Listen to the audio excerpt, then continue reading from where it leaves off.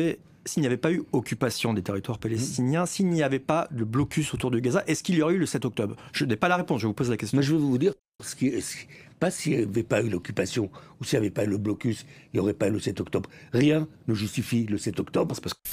Bonjour à tous, j'espère que vous allez bien. Bonjour à toi si tu viens de rejoindre la chaîne. Quand je vous disais les amis, tout était bon à la télévision pour cracher sur la France insoumise. Et cerise sur le gâteau, si tu craches sur Jean-Luc Mélenchon, t'auras la prime de l'année. Les amis, on regarde la vidéo et on fait une petite réaction. Non, je pense que d'abord les Juifs ont bien raison de le siffler parce que franchement, il n'est pas venu à la manifestation contre l'antisémitisme et il ne dit rien de tout ce que fait la France insoumise. C'est-à-dire que quand Jean-Luc Mélenchon dit on doit pouvoir pavoiser le drapeau palestinien, rien n'est dit, rien n'est fait.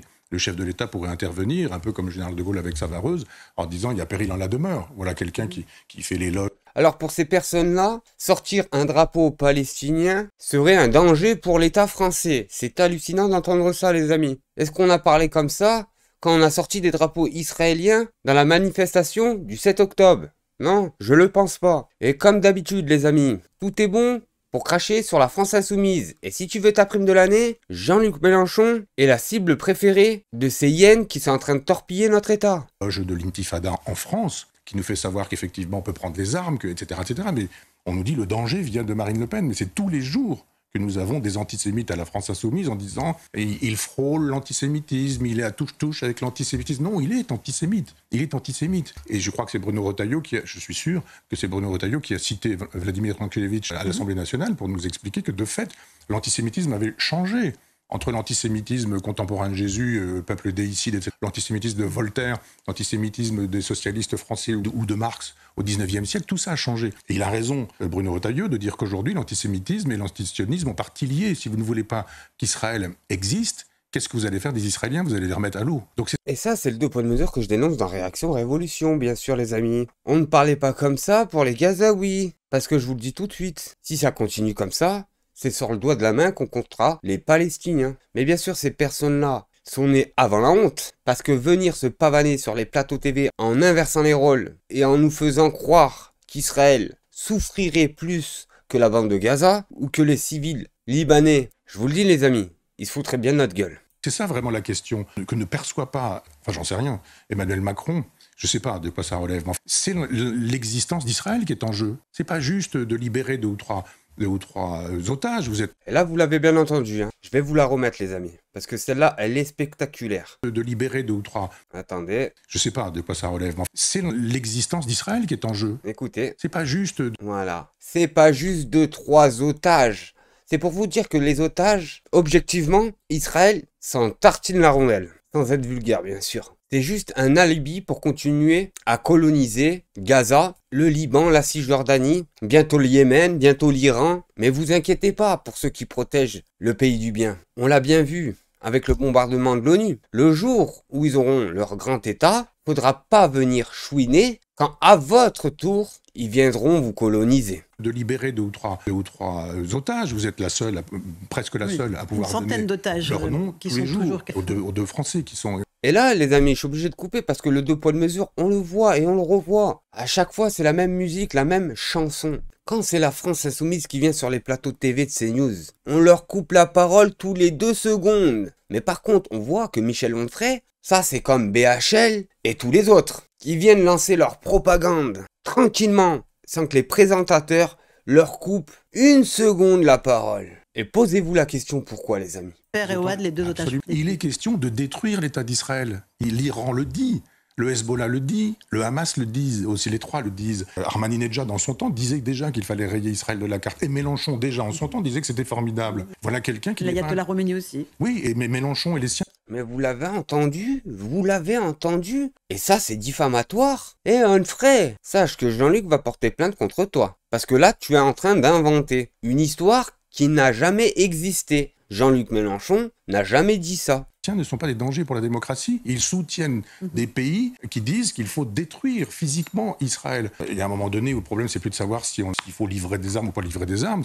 Mais il dit pas ça, Jean-Luc Mélenchon. Il dit la même chose que moi, qu'il faudrait arrêter toute la politique d'extrême droite de Benjamin Netanyahou. C'est tout. Les autres Israéliens, ils ont rien à voir. Le peuple a rien à voir. Je vais te le redire. Il faut juger la politique de Benjamin Netanyahou d'extrême droite. C'est de savoir si on veut qu'Israël existe et dure, si oui, on les aide, et sinon, effectivement, on laisse les pleins pouvoirs au Hezbollah et au Hamas et on détruit Israël. Il vaut mieux être aujourd'hui ukrainien que d'être juif pour Emmanuel Macron. S'il n'y avait pas eu occupation dans les territoires palestiniens, ni blocus de Gaza, il n'y aurait pas eu de 7 octobre. Les amis, on regarde la vidéo et on fait une petite réaction. C'est qu'il faut arrêter de livrer des armes, parce qu'il a été dit, et il est clair qu'Israël a le droit de se défendre. Le Hamas a attaqué Israël dans le cœur. Il a remis en question l'existence même d'Israël. Il a remis en question le sentiment de sécurité des Israéliens. Le 7 octobre est une cicatrice. Il y aura un avant et après le 7 octobre pour les Israéliens. La question étant la proportionnalité de la riposte. Mais c'est pas la question. La question, c'est s'il n'y avait pas eu le 7 octobre, il n'y aurait pas eu 40 000 morts à Gaza. Je suis tout à fait d'accord qu'il n'y aurait pas dû avoir les clés. Si je devais diriger Israël, heureusement, je ne le fais pas, parce que c'est une décision difficile à prendre quand on dirige un pays comme Israël, je n'aurais pas fait les mêmes choses. J'aurais réglé le problème différemment. En plus, cette guerre, pour moi, en tout cas, c'est ce qui a été dit aux Israéliens, elle était pour libérer les otages. J'ai une question à vous poser par rapport à ce que vous venez. Oh, d'accord.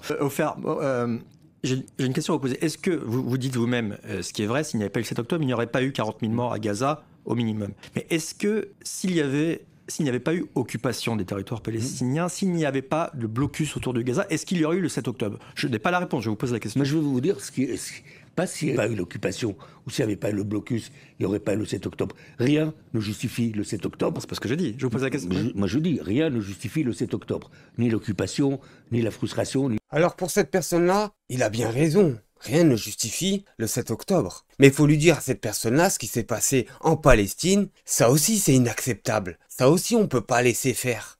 Des milliers de morts, je le rappelle, plus de 40 000 morts. Alors s'il faut condamner quelqu'un, déjà faut condamner le pays qui a fait le plus de crimes. L'humiliation des Palestiniens qui doit se terminer. Par contre, et c'est bon pour le Liban aussi, ce qu'on s'aperçoit aujourd'hui, c'est qu'Israël est en train de faire la guerre à deux... Oh là là là là là là, c'est catastrophique. On laisse parler n'importe qui sur les plateaux TV en France, c'est un truc de fou. Ils viennent nous expliquer que c'est bon pour le Liban aussi, alors que les Libanais sont en train de se faire bombarder actuellement. Allez voir les reportages sur X ou sur les autres réseaux sociaux.